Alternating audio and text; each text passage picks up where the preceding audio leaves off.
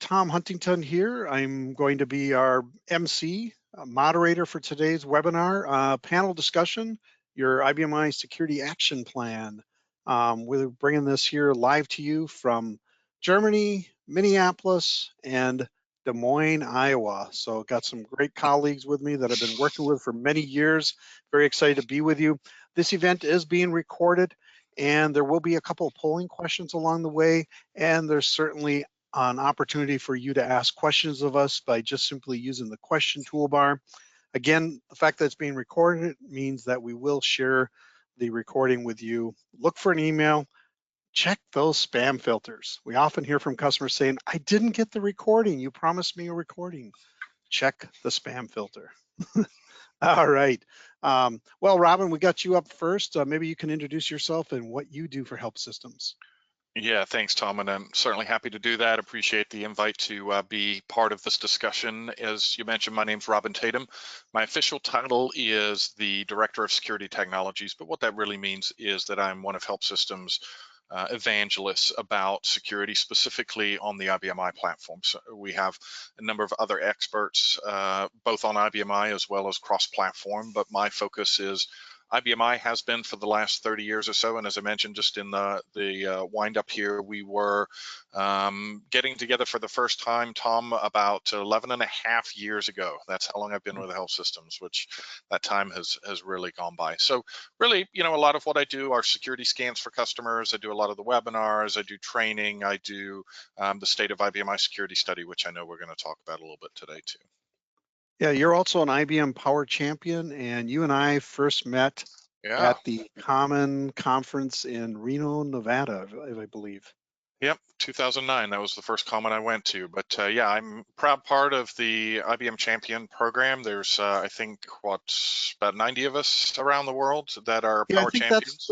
That's the number that they're striving for this year. In 2020, there was probably about 70 of us actually. So, and by the way, if you know somebody who represents the Power Platform very well and does a lot with the community on user groups and other things like that, they're always looking for additional nominations, and nominations are open until the end of November. All right, over to you, Kurt.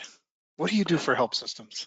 What do I do for HelpSystems? So you can see my official title, which is Senior System Engineer. That really doesn't tell you anything. So I work in support, I work in services, I do trainings, I do the security scans.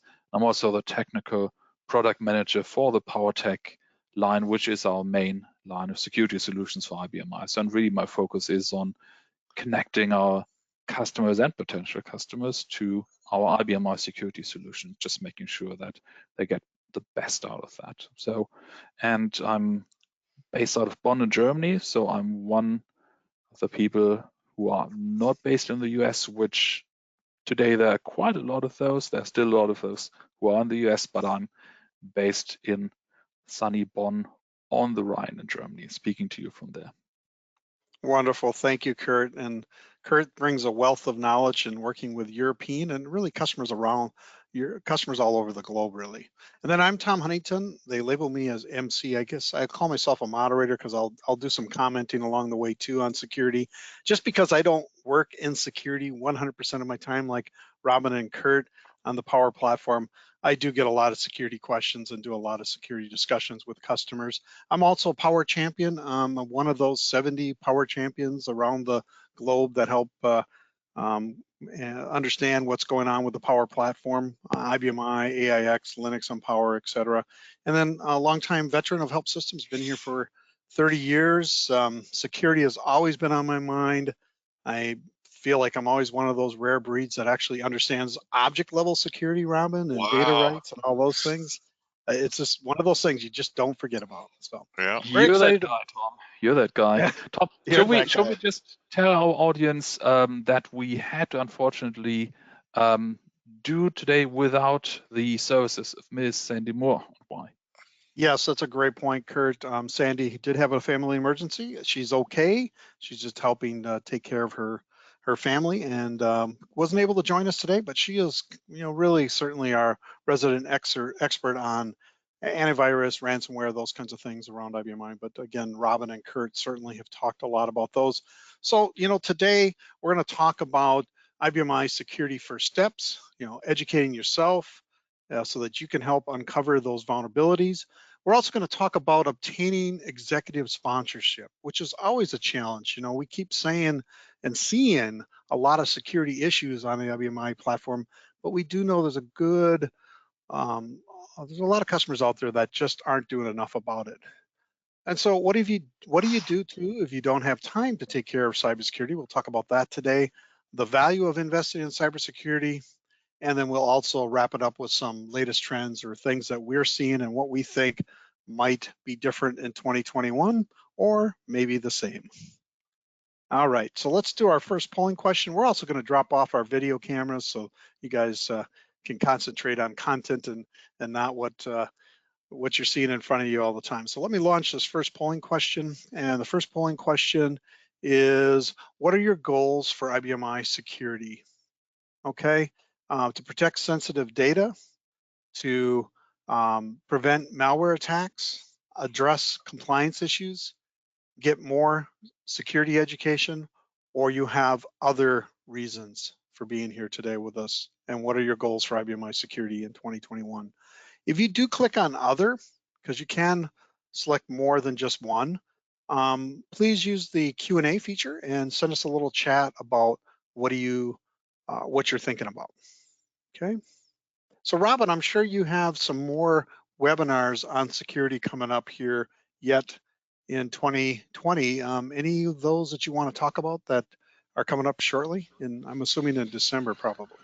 Yeah, we're actually looking through what's going to be done not only through the end of the year, but start of next year, obviously, as we get into Q1, which is hard to believe is so close to us. I've been spending quite a bit of time doing our security tour, which is a popular event that we have been doing for several years now that we had to quickly convert into a virtual event, of course, earlier this year. But that one I'm actually doing tonight for Asia Pacific region. Oh, geez. So I'll be working on that one. And then we have another one for the Floridians in December. So I've got a couple of those coming up, and then we're going to be looking at our regular webinar schedule as well. Okay, awesome. Well, let's take a look at our results to see what are your goals for 2021. Well, looks like get more security education, well, which I think is really important, and you are with the right company if you're looking for security education. Protect your sensitive data at 60%, and then prevent malware attacks, and 40% address compliance issues. Yeah, the regulations are here to stay. They're not going away anywhere. Kurt or Robin, any comments on the results here?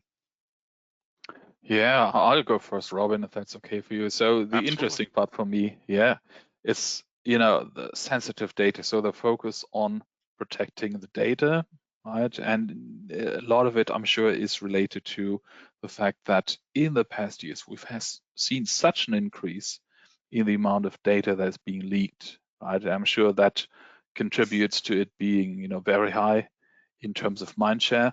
And get more security education, where probably some of that is related to the fact that you've joined this particular panel discussion for a reason. IBMI security is complex because it's a system that has matured over decades, right? So there's always room for more information there. But those two things really stand out to me. So security education, as you're saying, Tom, you've come to the right place, and the focus on the data is quite strong. So that's interesting. Awesome. Yeah, thanks, Kurt, for jumping in on that. Let's talk about the IBMI Marketplace Survey, something that we've been putting out now for 7 years. You can expect the 2021 results to come out, the 7th year results. They'll be out in the early part of January. So in 2020, though, we know that security was the #1 thing on your mind as we asked, what are your top concerns? Security, and then HA, of course, being next, but also you compile that with compliance and regulations. And we kind of have certainly a big concern out there around security, which, work from home has even driven that a little further up. And we know that we have to be always having security as the #1 thing on your mind. It used to be that security was really only the concern of a couple people in the organization, right? Now it's, with IBMI, if you're a developer on IBMI, you should be concerned about security. If you're the administrator, of course, you should be concerned about security. If you're, of course, the Yeah. IT director, right? I mean, it just goes on and on. Kurt, Tom, what do you do we want see? to maybe show the chart for that one? I'm not seeing it at the moment. I'm seeing the Oh, quick you're poll. not. I'm not sure Maybe why it I'm didn't. How misfingering. about now? Are you seeing it Yes. now? No, I'm it's still gone seeing back to the the quick poll. poll. Yeah, I think you have to close the poll explicitly Yeah. Yeah, believe it somehow. or not, I did that. Uh, do you Tried it believe again. you? Oh, hang on. Huh. Uh, You what guys are if hearing me, right? I? Yep. Yeah, hear you just Okay, fine. I closed the poll. It says it's closed. I shared the results. Let me hide it. How about Can you now? go to the Did I move ahead? next slide then? Let me try that. I might have to stop. Let me do this. I'm going to stop. Sure. Well, as I used to say, It I'm going happens to to the stop sharing my best. desktop. Let me try this again. Did that work? And now, how's that? That Ooh, worked. wow. Yeah, that's Yeah. perfect. Thank you, Kurt, for that little tip. But so this is the chart. All you really missed was seeing that. Look, security 77%, clearly a top IT initiative for many of you that are with us today. Kurt, besides the fact that I couldn't move my slide ahead, any comments on this marketplace study and the survey Yeah, no, results? I mean, there is certainly overlap between the security and the compliance, right? We have two sources of, why are people asking for security? One is to protect their stuff, their own data, their customers' data, their applications, and so on. The other is they have to show to the authorities, it's a show of effort that they're actually doing something about security, and that gets us in this area of compliance and regulation. So there's obviously overlap there. And if you kind of put it into wider context, we have high availability on here, but that is also, of course, about protecting your data. So it just confirms, that security has gone very much to the forefront, has captured so much mindshare these days. It was not like that 10 years ago. No. That has changed a lot for IBMI, which has been, if you think about it, a little bit lagging in that respect, but now, it's catching up. Yeah, if you dial back to our first year of doing the survey, modernizing applications was actually the #1 issue at that point, 7 years ago. All right, so Robin, I know you've been responsible for putting out the State of the IBMI Security Study. I'm assuming you're going to do that in 2021. What are your thoughts Absolutely. on this study and why is it important for people to pay attention to what you're seeing?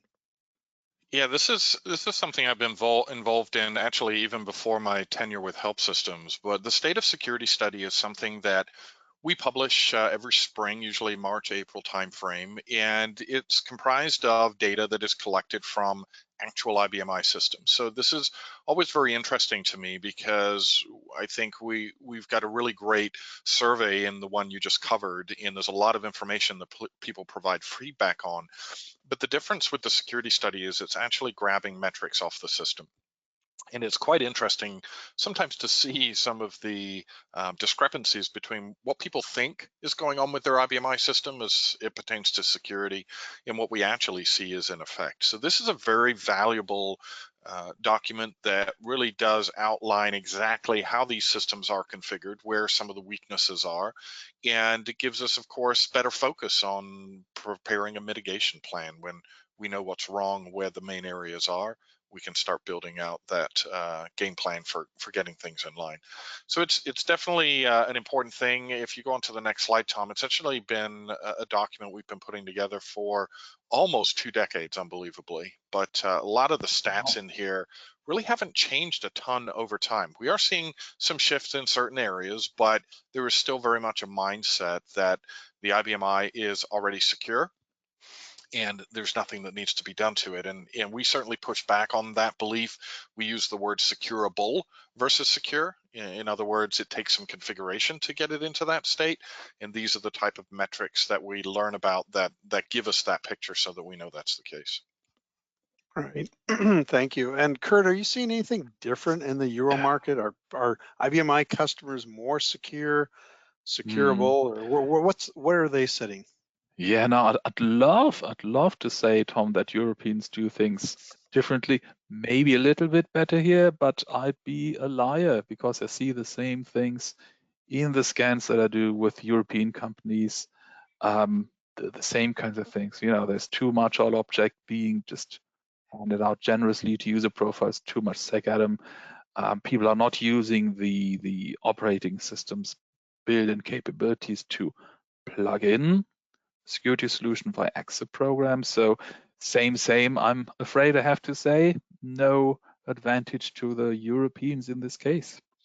Yeah, I mean, from my perspective, the one thing that probably has grown in a good way is that people are more aware and admitting that you could actually store viruses on IBMI and the IFS. And the interesting thing, I remember, I can't think of his name now, Nigel, can't think of the rest of his name, but he used to always show, here's how many viruses are on IBMI, a blank screen, and then he would show, here's how many viruses are on Windows, and it would be like you couldn't even see, it was all black with just print the name of all the viruses.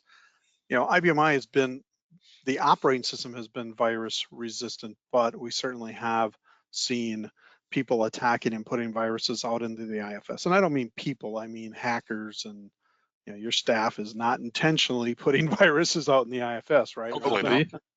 Yeah. Yeah, But these it's other things definitely an evolving conversation. And the thing that I always talk about is, the system is susceptible to malware and viral infection. It can be impacted by that as well. So this is not just a situation where the IBMI server is completely asymptomatic. There are scenarios where the systems we've seen have been damaged. Yeah. So we use the free security scan, right, to go out and get this information. And that's what's different is your results, it's not the results of a survey, it's the results of actual scans. So that's where Exactly. I think people should even be more scared, right, Robin? So what's the process? What are you doing? We've taken the opinion out here. So where people think that they are secure, we tend to discover perhaps that they're not quite as secure as they like to think they are. And the security scan is just a fantastic way of coloring between the lines here. So the scan itself is zero cost to use. There's a 7-day license included with the tool. It does include time with one of our Ibm I Security experts. So if you're not deeply familiar with security on the platform, which we understand, then you take advantage of that time with us to consult. We'll explain exactly what the findings are. And that's a document that you can keep. I mean, you see the summary page here, but it's actually about 12, 13 pages long by the time you're done. But we mentioned, Tom, in the intro about building business case and justification. And this is a great example of a tool that can help with that task. And like I said, no cost, no obligation, doesn't change anything about your system, and typically runs in about 30 seconds. Got it. Yeah. Kurt, shouldn't customers really consider doing this annually? Yeah, and Robin, I couldn't agree more on what you just said there. So absolutely, you can just reach out to us and say, okay, look, we've done this last year. We'd like to see if we have made any headway because, we've added security solutions, we've changed how we configure our system and so on. And you can use it to track it like that. Now, if you want to do that tracking in, let's say, smaller intervals, not just on an annual base, we certainly have solutions that help you with that, right? But here for you to just kind of see, how are things doing, there has, to my knowledge, not been a single customer or person who ran that scan who did not get some surprises out of it. So that's always useful information in these Ibm I Security scans. We can always get better at our security, I would think. And the other side of it too is I think you can do the scan and not require one of us to be with you either. I mean, That's right. They can do the scan themselves if they understand the report because it's like the 4th or 5th year in the row that you've done it.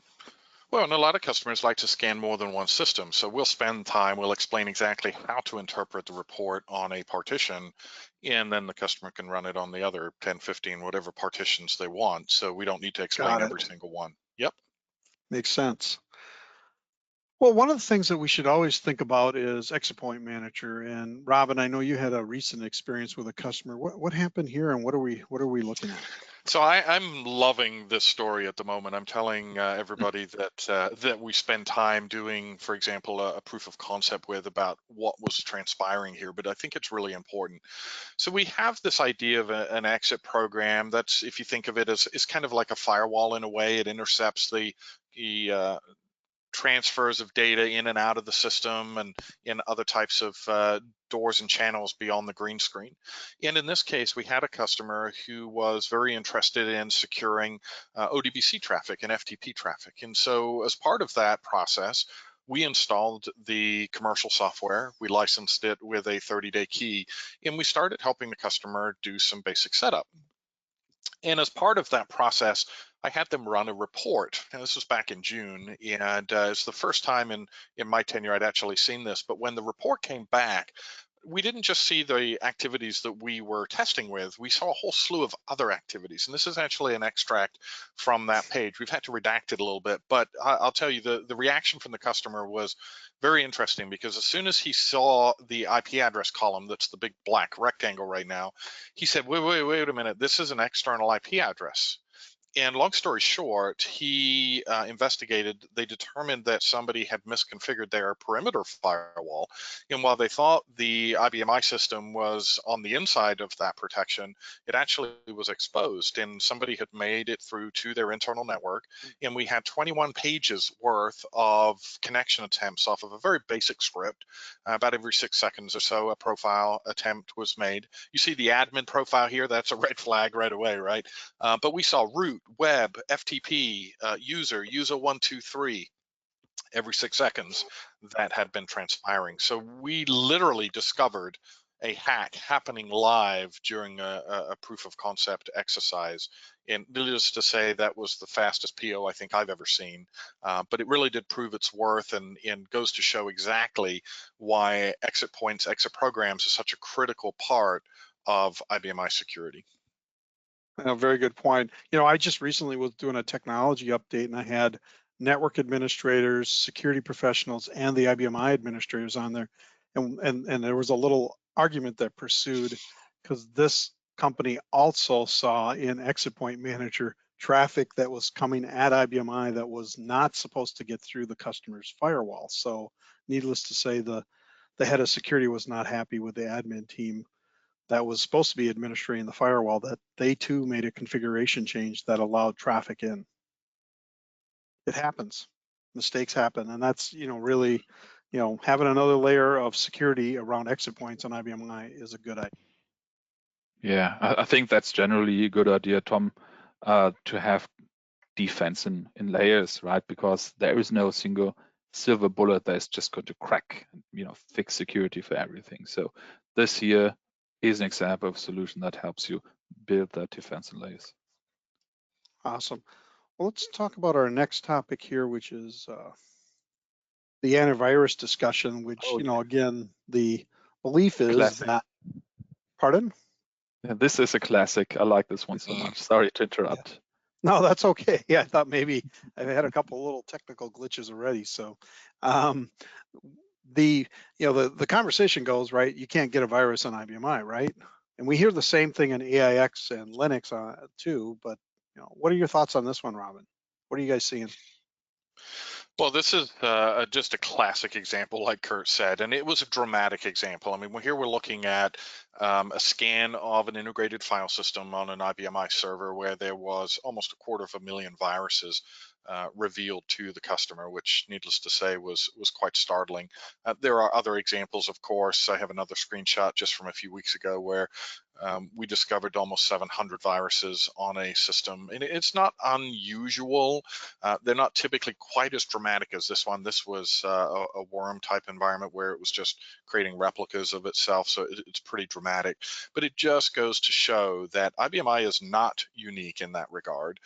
You still hear people today talking about the fact that IBM I has never had a virus, but that comes with a big disclaimer as to what do they mean by IBM I, and it's usually the native side of the house.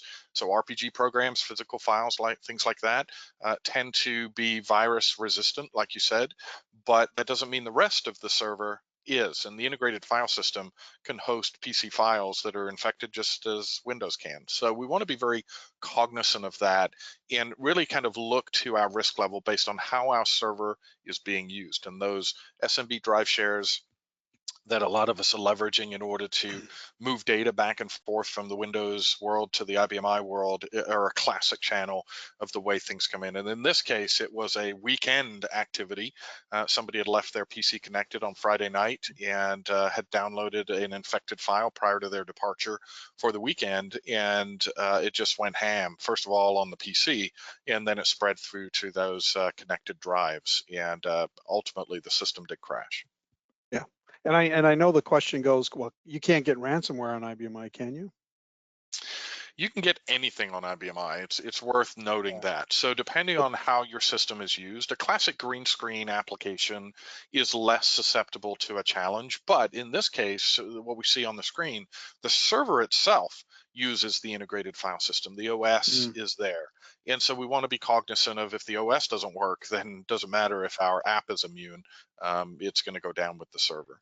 Yeah, I mean, I have people that say, hey, we're not using the IFS, right? But I see web services, I see open source, ISVs like HelpSystems, we install things in the IFS, it's being used quite a bit.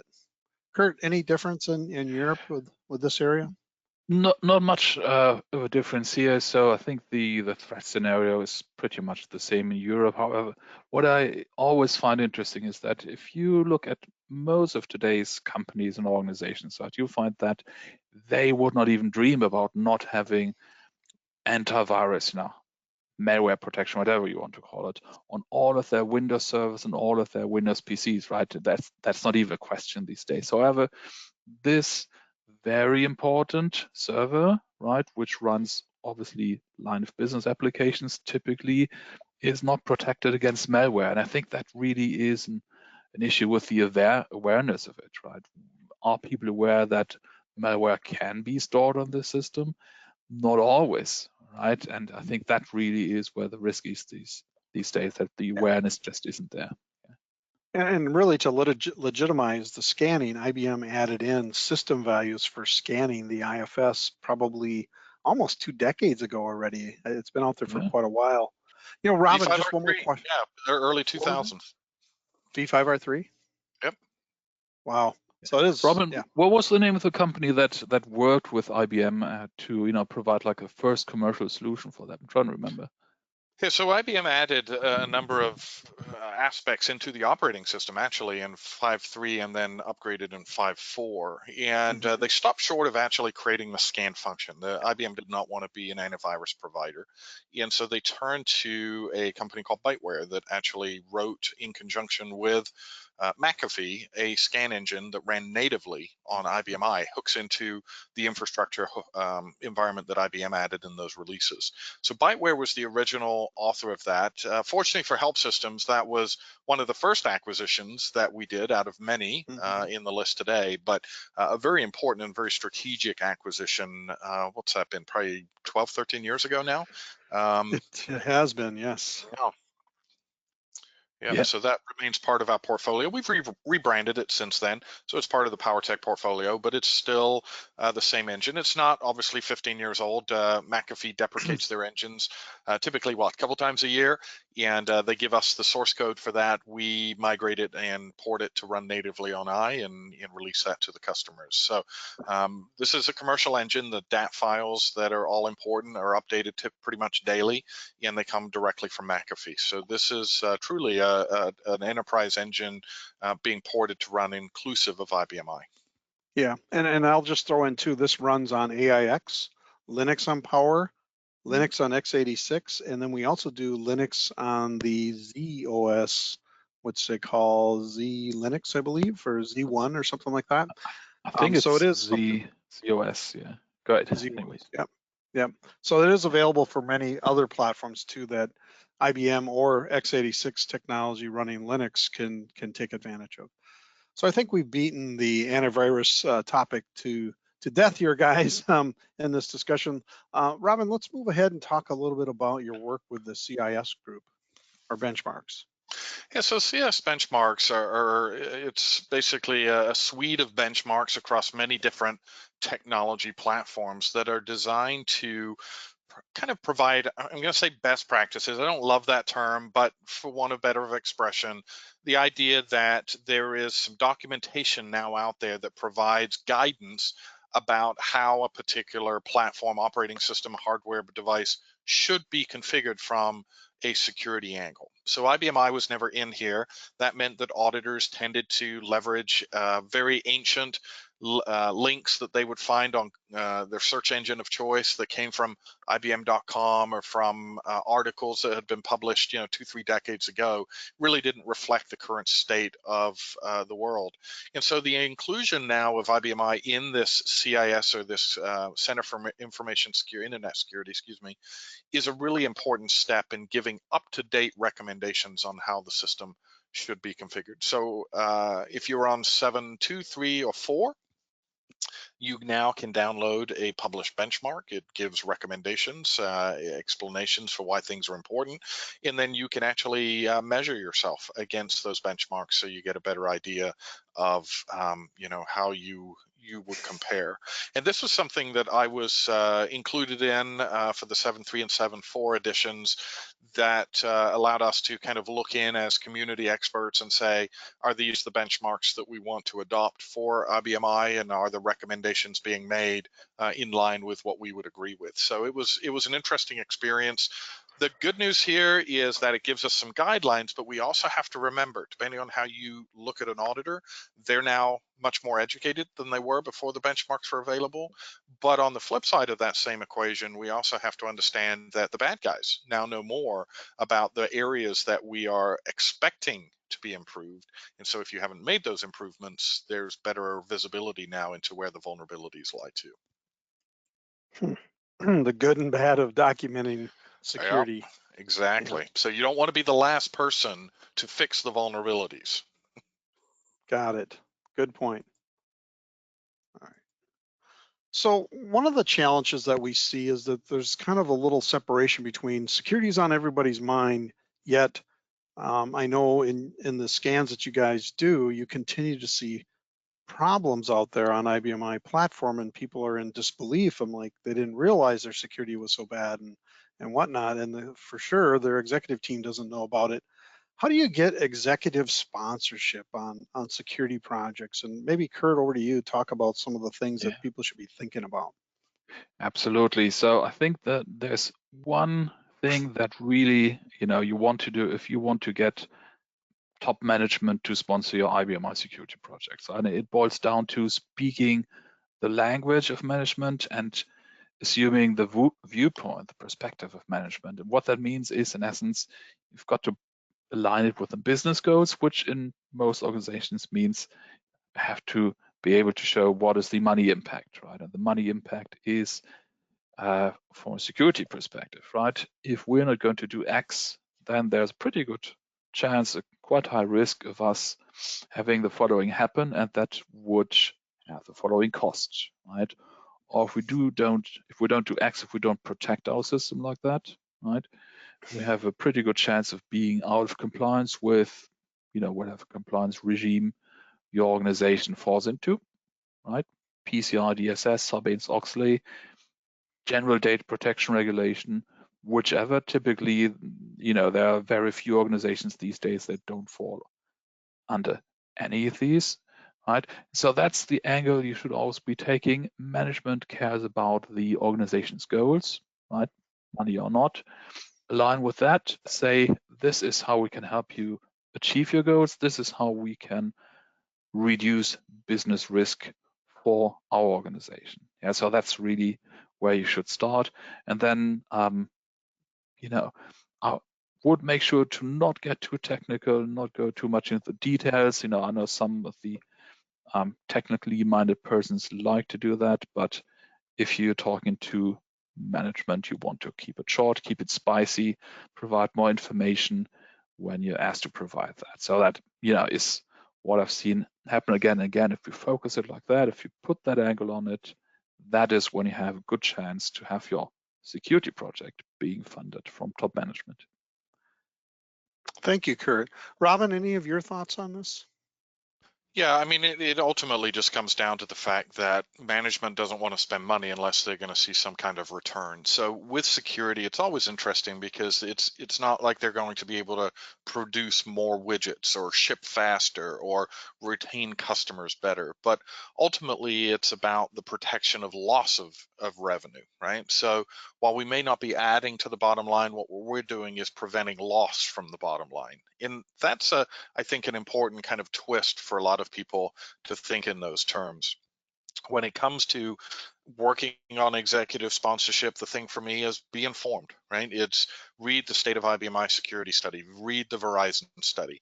I don't think security as a general topic needs a whole lot of explanation at this point, but where we do see people struggle is sometimes explaining why it's necessary on Ibm I, because so many of us have leveraged the security of the technology to justify the ongoing relationship with Ibm I. So all of a sudden we're coming back saying, yeah, but we need to spend a bunch of money, or we need to assign resources to secure this thing. And I think there's some concerns probably from the administrative staff of sending that message. But what it really comes down to, like I said before, the system is securable. There has to be some realistic expectation that it takes some care and feeding in order, first of all, to put it in that state, but then to maintain that state. And the regulations are helping kind of push that along. That helps to ease up the purse strings a little bit, but it really just comes down to explaining concisely where the risks lie and the amount of impact that could have on the business if somebody were to exploit it. Yeah. So I think part of it too is you could pass the audit or the regulation, right, but still not be Oh, for secure, sure. Yeah, right? because a regulation is just a minimal standard. It just says if you're not going to police yourself, here's what we're going to make you do. And so if you think about it in those terms, security and compliance are two completely different things. It's important to really go after the best, which is security. Then compliance usually takes care of itself. But in lieu of that, certainly compliance is a start. Yeah, and I know I work a lot in the HA space and the high availability. So to me, security also plays in that area of business continuity and making sure that your system is up and running all the time because Absolutely. it is, Kurt said it Mhm. best. It's the system of business or the system of records, and there's a lot going on. And a couple things come out of that. One, if you can't get at your system, what's an hour of downtime because of a security problem? 2 hours. I mean, we have seen customers with ransomware because they had public star all on their root IFS directory, and all of a sudden somebody ran ransomware and encrypted the disk from the Windows server. And what do you do then? You have to go to your backups, right? And Yep. because everything else is destroyed, how good are your backups, right? The other thing I Well, hear a little bit about, oh, go ahead, Robin. no, I was just going to say, there's a couple of things there. One is, HA is a fantastic technology. A lot of people take advantage of that, and we speak to it frequently. But HA's job is a little suspicion that its responsibility is to make the backup system operate exactly like the primary. And if you do something untoward to the primary, HA takes care of applying that to the backup. And we have Mhm. this kind of weird utopia where all of a sudden both systems are down at the exact same moment for the same reason. And now we can't just roll swap. So that's one thing. And the other thing, remember, we talk about security, and we have done for so long in terms of data loss prevention, right? The bad guys are trying to steal our data and sell it on the dark web. When really it is exactly as you say, Tom, it's more about integrity of the environment. One of the things I do when I demonstrate how to kind of breach a system for IT teams is explain that we can do a lot of damage through an SQL statement or through an FTP upload or other mechanisms without having any malicious intent. It's no less damaging when the file becomes corrupted, but we have Mhm. to look at it holistically. It's not just about loss of data.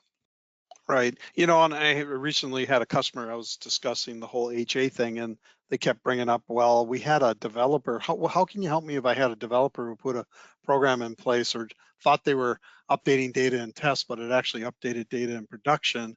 And there's a lot of things you can do on IBM I. One, your development should probably be on another partition, or you should take advantage of something that IBM created way back on the System 38.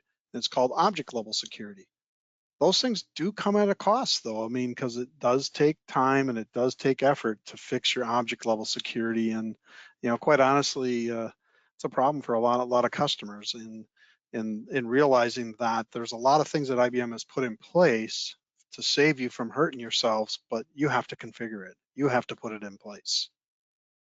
Yeah. So, all right.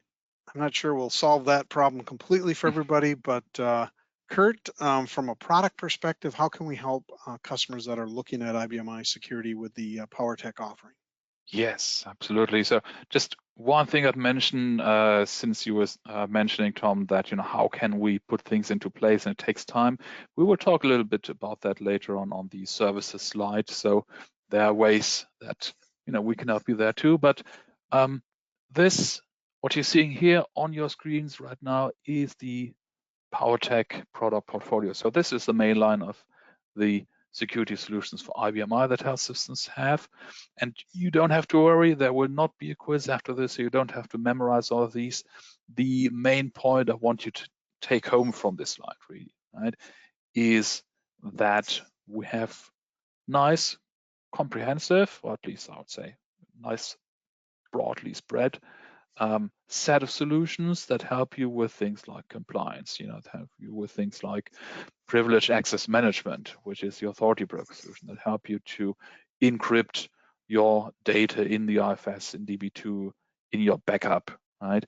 That help you to do things like making sure that no antivirus is stored in IFS and so on. A number of things that we have touched upon, of course, are included in this, right? So if you have a need to secure your IBM I better, there's a pretty good chance we have something in this portfolio already, a solution that can help you make your system more secure and help you to keep your business running. With that, I pass on to the next slide because we still have, I think, 9 slides to go. So let's do this. All right. Yeah. So Robin, if you don't mind talking a little bit about some of the professional services that we do around security too, to help customers out that don't have time to do their own security. Yeah, I'd love to. And I think this is an important part of the discussion too, because not everything requires software, right? There's a lot of things that we mitigate through that portfolio that Kurt displayed. But at the end of the day, there is a lot of functionality built into the operating system, and that builds out the foundation for making those tools work even better. So the important aspect here is our ability to dovetail services that not are just only product centric, but also operating system centric as well. And that includes a deep dive risk assessment, which goes into the weeds a lot deeper than the free security scan that we've talked about already. Pen testing, which is a big part of a lot of regulations now to actually determine if those vulnerabilities could be exploited. So it's not just a theoretical thing. And then helping to build out a mitigation plan. First of all, designing the plan and then implementing it. And then for those customers that perhaps are either shortchanged on resources or the knowledge necessary to maintain security for their IBM I, we can step in and do managed services as well. So it's kind of a soup to nuts offering here. It can be very customized, so it's not just locked into 6 offerings. It's very much designed to mitigate in different areas, designed to assist customers where they need help and allow the customer to do as much or as little as they want themselves. So it's a really great complement to the product portfolio, and something that a lot of customers take advantage of just based on most admins not being deeply familiar with IBM I Security. Thank you, Robin. And the thing I want to talk about is webinar resources. One of the top things that you answered earlier on in today's webinar was that you're here getting more education. So on our website, we have this area called on-demand webinars. And I know Robin has done the State of the IBM I Security study. We've had webinars on ransomware. We've had basic IBM I tips. We've had advanced IBM I tips. We've had sessions on ACS. You can go on and on and on, and that's just on IBM I. Keep in mind, HelpSystems does a lot of cybersecurity for non-IBM I servers too, and that education is out on the same website. So there's a lot that you can learn just simply going out to our webinars and replaying them and listening to them at your leisure. If you don't want to read something, then that's a good way of educating yourself. So, as we look into the future of IBM I Security, Kurt, what do you see of any changes? Yeah, so I think The main two changes will be that security will become more important because people will just try to break into anything that is of any value to anybody, right? So the game is up. There is going to be more and more risk for sure for any platform. The IBMI will not be excluded from that. So the risk is increasing on the one hand. On the other hand, you'll see there will be more and more focus from authorities, from industry associations on compliance, right? Just because there is, let's say, overall interest in keeping industries and the economy as a whole up and functional, right? So, and this is probably no big surprise to anybody. There will be more hacking. It will be potentially affecting the IBMI more and more. And the big screw of compliance is going to be tightened ever more, requiring more effort to, do compliance, to deliver that. And from a solution side, what I expect to happen is that our solutions, and probably other solutions too, are going to improve, by and by to help you keep up your defenses, right? Defensive layers, and to make it easy for you to use those as well. So, I think a lot of investment, definitely, I can say this for HelpSystems in the future, is going to be how can we make these great solutions that we already have even more useful, even easier to use for our customers, right? That's my prediction. How about you, Robin? What would you like to say? My prediction is we're going to see more regulations. So I think it's inevitable. In many instances, the existing regulations don't always pertain to IBMI, but at some point, they're going to become more and more encompassing. And what we've learned this year, if nothing else, is that criminals love to take advantage of particular situations, and that can obviously have a knock-on or domino effect across the entire enterprise. So my hope, maybe more so than a prediction, is that people start to take the security of internal systems just as important, just as seriously as they do the external facing systems. These, like you said, is the system of record, and having it wide open and have that spongy center is no longer an option. And I expect to see people becoming more and more educated on that. The other thing is we're seeing obviously a significant increase in the number of open source languages that are available to use. So I think the security conversation is going to evolve over the coming years to better address those areas as well, as we use our IBMI in ways that perhaps we hadn't really thought of ever using it 5-10 years ago. And if I add in just on one of my final thoughts is just something that came out this morning from IT Jungle, talking about that the hacking effort is up by over 700% this year because of all the work from home. It's pretty crazy. Kurt, what are some of your final thoughts? Or Yeah, a final thought? I was going to say that, Tom, that because of Corona, this whole trend towards more and more sophisticated attacks is going to not just continue, but it has been accelerated a lot, because the attack surface has increased so much because, there's tons of people working from home, sometimes through their own devices. And that same thing would have happened over the course of probably 6-7 years. Now it happened in half a year. So the game is on very much there. Good. How about you, Robin? I'm going to launch the polling question here to our last polling question while you answer what are your final thoughts? What do you think? My final thought is really that we have been facing the security challenge on IBMI a lot longer than I think most people are willing to acknowledge.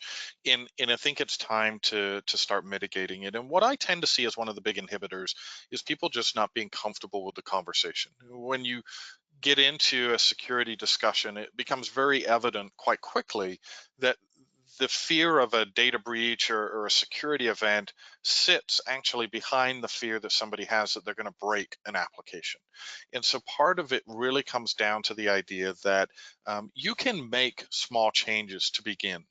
And there are many things included in the operating system that can help build out that foundation that have a minimal risk of causing damage or causing any outage, to offset that fear that people have that they're going to be responsible for business being down.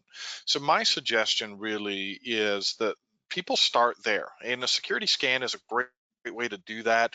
Obviously, no cost or no obligation is always popular with people, but at the end of the day, what it's helping you do is put some priorities around these things, because we've got 30 years of arguably not really doing a whole lot around this topic. And so, yes, it's going to be a bit of a mess when we first scan and go, hey, look, this is all the stuff that needs to be resolved. And it can feel very intimidating and overwhelming. And so the security scan, or even the deeper risk assessment, does a really great job of helping prioritize. Make it a project like every other, and you make incremental, continual improvement on the system, and you will get there. And so there's several things that we can do that are kind of the 80-20 rule, right? The Pareto's principle, where we do 20% of the effort, we're going to mitigate 80% of the risk that we're facing. And for some people, that can be a dramatic change from where they are today. And so really for me, it's just dip your toe in the water, get an idea of how the system looks, and then you can make a determination of what's going to be involved to actually make some improvements. Well, thank you both for commenting on that. And as you see the polls up in front of you, how can HelpSystems help you? The free security scans, we do 1 or 2 of those every single day. So feel free to choose that. It won't put us out of place. We do love helping people understand that. Just having a discussion around security configuration. Setting up a single sign-on Ibmi, we help customers with that. A discussion around high availability. In my mind, high availability security projects kind of tie together. And then the last option is there a technology update call. And what we do on those is just kind of take you through everything that you own from HelpSystems, what's new in the products that you own, and then also share the HelpSystems story and what's new at HelpSystems with acquisitions, product development, delivery of new projects, things like that. So I want to thank you for answering that polling question. I'll close that out, and hopefully this will work a little better than last time, and it will move on forward. Oops, we went the wrong way. Go that way. All right, so that's the polling question. You know, at HelpSystems, we've broken the company kind of into 2 major focus areas, security and automation. Today, we do security for many platforms, not just IBMI, Windows, Unix, Linux. We know that, at least from the marketplace study anyways, that you have Windows servers alongside of IBMI probably about 80% of the time. And then from the automation side, we help people with robotic process automation, workload automation, infrastructure automation. And then if you look at HelpSystems from a cybersecurity standpoint and non-IBMI, we've talked about AV already running on non-IBMI products, the antivirus solution. We also do identity and access management. We do role-based security, password reset, data loss prevention, intrusion detection, network insight technology. We do pen testing not only for IBMI, but we can pen test your entire organization. The managed file transfer solutions we have, Go Anywhere and GlobalScape, both can work in a multi-platform environment. We certainly audit systems. We do SIM technology for the non-IBMI customers to compete with things like QRadar and Splunk and other tools out there at a better price point. I might add that. And then I don't have data classification on here, but we also do unstructured data classification from a cybersecurity perspective. So a lot going on Windows, Unix, and Linux, along with IBMI. And we know that IBMI is near and dear to everybody. So certainly when you think about IBMI, think about HelpSystems. We can help you in many different areas, as we have up in here, from backup and recovery, HA, document management, monitoring systems, business intelligence, capacity planning, of course, automation, which started HelpSystems in the first place. And wow, I guess we already asked you guys. That was a handful. Yeah. It's a handful, but we want to keep things on time. I'm not sure. I haven't been watching the questions out there. One of the questions out here is do we have the ability to run the scan ourselves?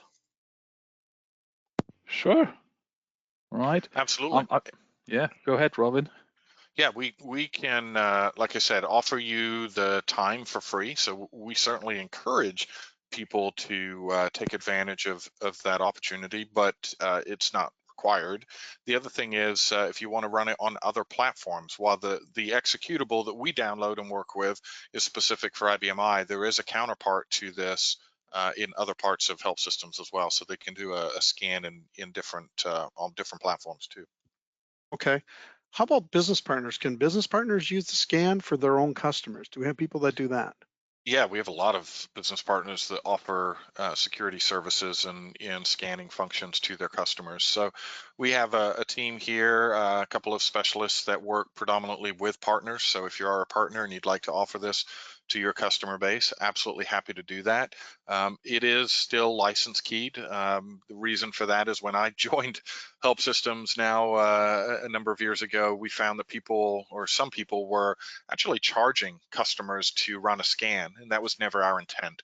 So we do manage it through license keys just to try and Mm, limit that type of function, because okay. our intent has been that this is free. So yes, absolutely, you can run it, and I've got customers that run it once a year, and partners that help drive customers to be able to do that and educate them too. Got it. Got it. So Mark has more of a comment, I guess, and maybe if I have good object level security, do I really need exit point monitoring on IBMI? Oh, that's always the $1 million question. In my opinion, the answer is yes, absolutely. And I have a great slide. It's not in this deck, but I think paints a really good picture of why that's the case. So object level security, first of all, is kind of a what I call the unicorn. It sounds really cool, but I rarely ever see it, if ever. So first of all, the acceptance You that mean you most don't people see people having it implemented correctly, right? I don't see people having implemented object level security or having implemented it correctly, right? Yes. There's a subtle difference between the two things. So Right. we acknowledge that yes, there are some customers that have a really good handle on object level security, and we do see that once in a blue moon. However, the thing that gets learned quickly and can be a frustration is that object level security is inflexible. You either have permission or you don't. It's a binary setting. And Hmm. there's going to be a scenario where I may want to use it to have access through this channel, but not through that channel, or they can read the data through this tool, but not alter the data through that same tool. So being able to use exit programs not only gives good security, but it also assists customers in augmenting object level security to give both flexibility as well as auditing. Auditing is a huge part of what we use the exit programs for, to be able to document those connections. And the object level security doesn't provide that type of visibility. All right. Well, gentlemen, I want to thank you for being willing to share your expertise in cybersecurity on IBMI and joining our panel today. We want to thank all of you customers for being existing customers, and thank you for coming today. This was a recorded session. You will be able to play it back, and you should get an email, but check your spam filter because it may be blocked in there. We do have that happen occasionally. Kurt, Robin, have a great day. Thanks, Thank you everyone. very Take care. much. Take care, everyone.